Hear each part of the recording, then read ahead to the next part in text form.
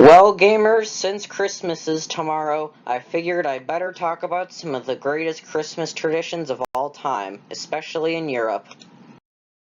So first on the list, we have the good old-fashioned German Christmas pickle. Hailing from Germany, of course, the tradition goes like this. So you have the family Christmas tree with all of its ornaments, and some little shyster hangs up a little pickle-shaped ornament on it. And when all of the kids are let loose and run downstairs, the first little wonderkind who finds it gets an extra present from the family. How generous. Now, I'm sure just like you, I was skeptical of this thing's existence because it just sounds so implausibly goofy. Researching it more, I found that even Germans now look at the Christmas pickle and have no clue what it is. That's right, it's all just a giant hoax. But where did it come from, if that's the case? There's two theories. One was from a Bavarian soldier in the Civil War who ate a pickle and stayed alive, and two, it was made up by a company just to sell more ornaments. Either way, capitalist propaganda. Next up, hailing from Germany too, this one dates even back from the 1600s. That's right, it's Krampus. German for claw, it lives up to its name definitely. So you know how Santa is a jolly old guy? Well, Krampus is the opposite. This demonic Christmas goat demon comes from the pits of hell to punish bad kids, and when he comes a-knockin', your kid will poo himself and be mentally scarred well into adulthood. Let's find out why. Krampus comes equipped with a smorgasbord of weaponry specialized for kids.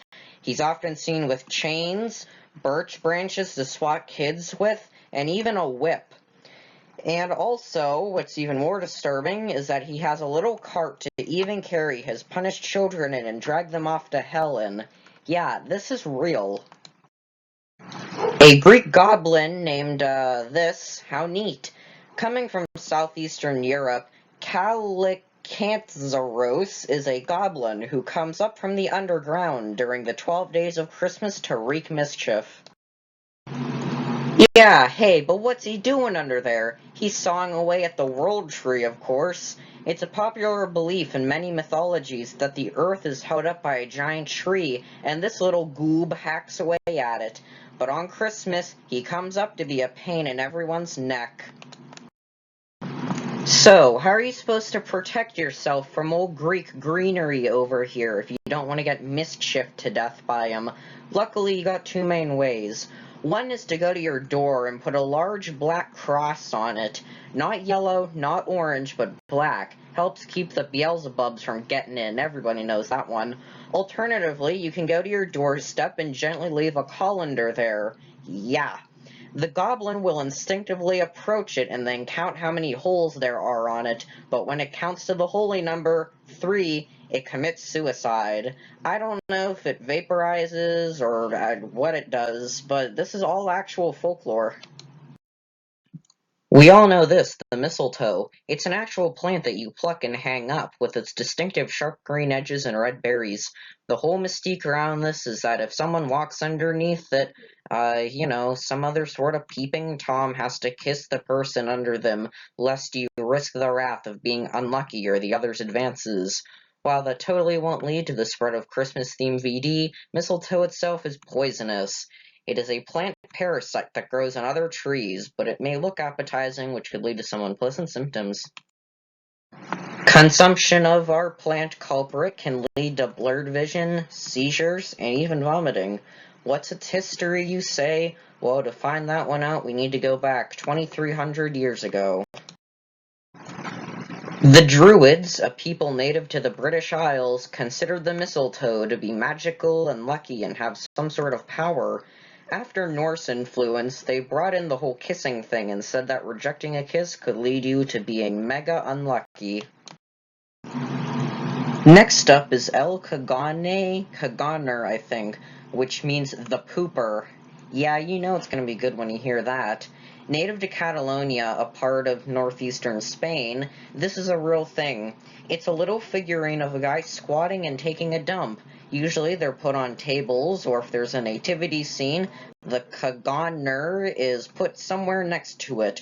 Or if the family doesn't want to do that, they hide it somewhere near it and make it like the Gherkin-esque German race and will let one of the little rugrats in the house find it as almost like a game to see who can find it first.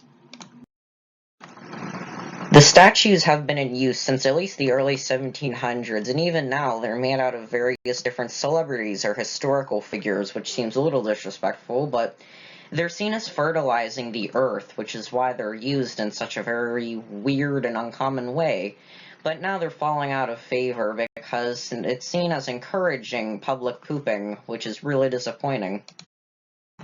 Finally, we have the Yule log. It's literally just a thick, Christmassy log placed in the hearth to burn. It's the oldest on the list, being around since the European Stone Age.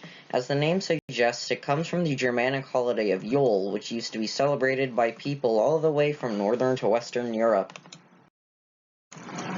Yule was a hunting holiday led by the god Odin, where people hunted boars and whatever pan-Germanic things they did. I don't know, I wasn't there.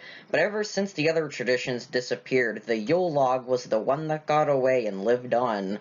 It was seen as a symbol of divine light in the darkness, which is actually a really nice allegory.